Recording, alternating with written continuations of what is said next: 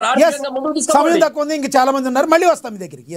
మళ్ళీ వస్తాం మీ దగ్గరికి. మనతోటి కాంగ్రెస్ సీనియర్ నేత కత్తి వెంకటస్వామి గారు ఉన్నారు, ఆయనతో మాట్లాడదాం. వెంకటస్వామి గారు నమస్తే సార్. నమస్కారం అండి. నమస్కారం వెంకటస్వామి గారు. ఏంటంటే రేవంత్ రెడ్డి గారు నిన్న ఏదైతే మాట్లాడారో ఆ వ్యాఖ్యల్ని మరి వైరల్గా మారిన పరిస్థితి, బీఆర్ఎస్ బీజేపీ ఎలా రియాక్ట్ అవుతుంది, బీజేపీ పార్టీ బండి సంజయ్ గారు ఏం మాట్లాడారో దాని దగ్గర బయట ఉంది, అది కూడా విని మనం మీతో మాట్లాడదాం.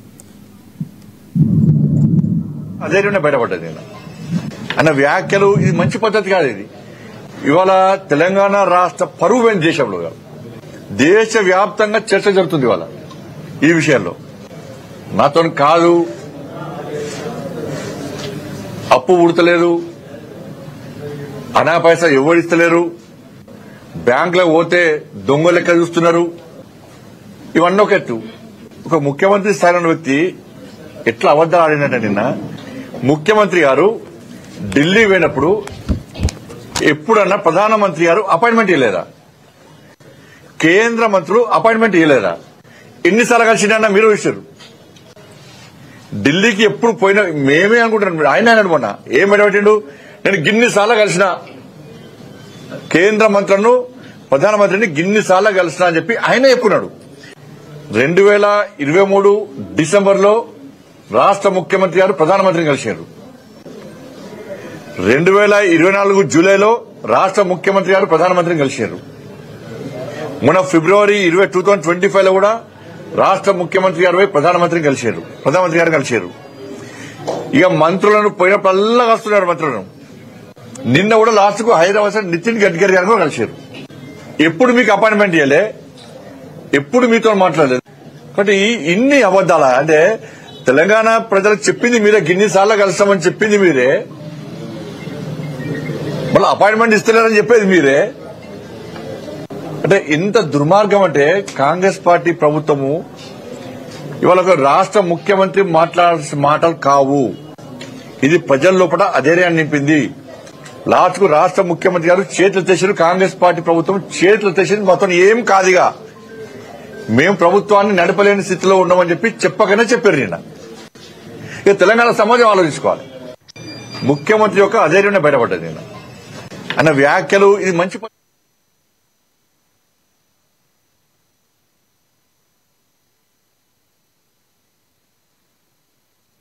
రైట్. కత్తి వెంకటస్వామి గారి దగ్గర సిగ్నల్ డౌన్ ఉంది, ఆయన దగ్గరతో మళ్ళీ మాట్లాడదాం. ఈలోపు మనం రాజకీయ విశ్లేషకులు పాపిరెడ్డి గారితో మాట్లాడదాం. పాపిరెడ్డి గారు నమస్తే అండి. నమస్కారం. పాపిరెడ్డి గారు ఏమంటారు, ఈ వ్యాఖ్యల్ని ఎలా చూడాలి? ఇప్పుడు ఒకటి లక్ష్మీనాథ్ గారు, ఇప్పుడు మనం ఈ విషయాలను రాజకీయ పార్టీలు అంటే రామ్మోహన్ గారు మా 10 ఏళ్ల పరిపాలనలో బ్రహ్మాండంగా మేము చేసినామని వాళ్ళు అంటారు.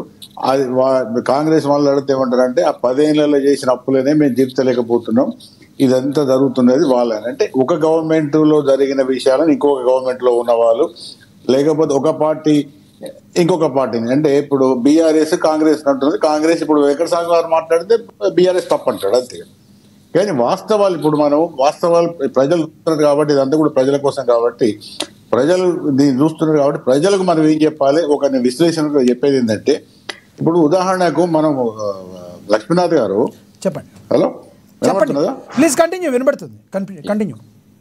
ఇప్పుడు ఎలక్షన్స్ కోసం అన్ని పార్టీలు పోతాయి, ఎలక్షన్స్ ముందు మేనిఫెస్టో తయారు చేస్తారు.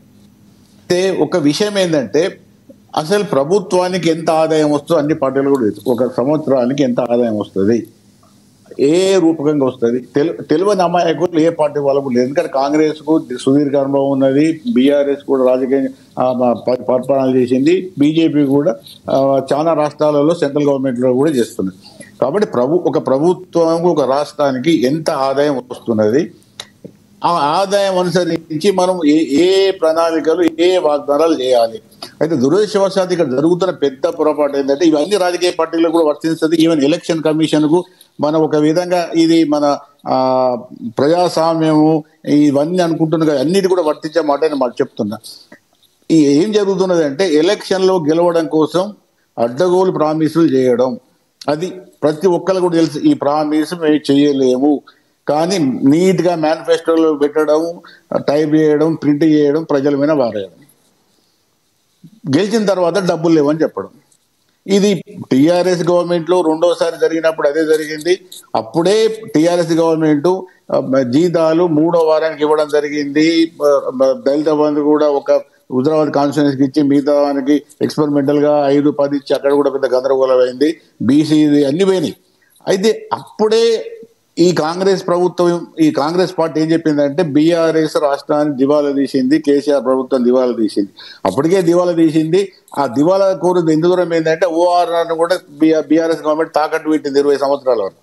అట్లే చాలా విషయాలలో అప్పుడే బీఆర్ఎస్ గవర్నమెంట్ యొక్క డోలతనం, ఫైనాన్షియల్ డిసిప్లిన్ అప్పుడే బయటపడ్డది. కానీ కాంగ్రెస్ గెలవాలి కాబట్టి అడ్డగోలు ప్రామిసెస్ చేసి అంతకన్నా కూడా ప్రతిదీ కూడా మేము డబల్ చేస్తాం, ఆసరా పెన్షన్ 2,000 రూపాయలు ఉంటే మేము 4,000 చేస్తాం, లేకపోతే రైతు బంధు 5,000 ఉంటే మేము 7,500 ఇస్తాం, రకరకాలుగా ఆడోళ్ళకు 2,500 ఇస్తాం. అడ్డగోలుగా అంటే అసలే అప్పుడున్న పరిస్థితులు పోతున్న గవర్నమెంట్ ఇవ్వలేని పరిస్థితుల కన్నా వీళ్ళు డబల్ చేశారు, గెలిచేటప్పుడు నేను చెప్పేది ఏంటంటే కాంగ్రెస్ అబద్ధాలు ఆడితే మాకు తెలియదు, అప్పుడున్న పరిస్థితి మాకు తెలియదు, బాగున్నదని వీళ్ళు మాట్లాడతారు. కానీ అది శుద్ధ తప్పు. ఎందుకంటే వాళ్ళకి తెలుసు.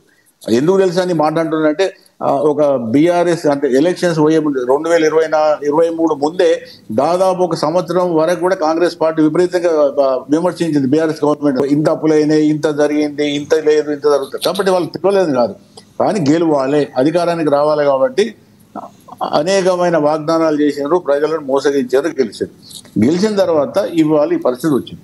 అయితే ఒకటేంటంటే నేను చెప్పేది ఏంటంటే ఈ ఇంకా 3 సంవత్సరాల పైచీలకి గవర్నమెంట్ కు ఇది ఉన్నది, ఏది టైం ఉన్నది. అయితే నేను ఎకనామిక్స్ ప్రొఫెసర్, ఒక ఎకనామిక్స్ ప్రొఫెసర్ గా నాకు అర్థమైంది ఏంటంటే రేవంత్ రెడ్డి గారు ఎందుకు మాట్లాడాడో ఆ ఏడుపు ఏదో నాకు అర్థం కాలేదు. ఒక విధంగా ఏడుపు తప్ప ఏడితే కూడా బాగుండదు, ఏడవలేదు, ఏడిస్తే కూడా మంచిగా సంతోషపడదు అందరం కూడా. ఒకటేంటంటే ఏమీ లేనప్పుడు ప్రభుత్వం నడపడము, ఒక ముఖ్యమంత్రిగా ఉండడానికి ఆయన అర్హుడు కాదు. Is not eligible to be A CM of Telangana government. ఎందుకంటే నా చేతులు ఏం లేనప్పుడు better to go to your home. నువ్వు ఎందుకు ముఖ్యమంత్రి ఉండాల్సిన అవసరం ఏంటి? ఇప్పుడు చాలా దేశాలలో ఫైనాన్షియల్ బ్యాంకప్టెస్ ఉంటుంది. ఒకవేళ రాష్ట్రాలు ఏదైనా ఫైనాన్షియల్ గా దివాళా చేస్తే ఆ రాష్ట్రాల ప్రభుత్వాలను డిస్మిస్ చేస్తాయి. ఒకవేళ కేంద్ర ప్రభుత్వం ధైర్యం ఉంటే రేవంత్ రెడ్డి గారికి అదే స్థానం ఉంటే గవర్నమెంట్ డిస్మిస్ చేయాలి. ఎందుకంటే నాకు ఏమి లేవు, నేను నడపనప్పుడు గవర్నమెంట్ కూడా అవసరం లేదు.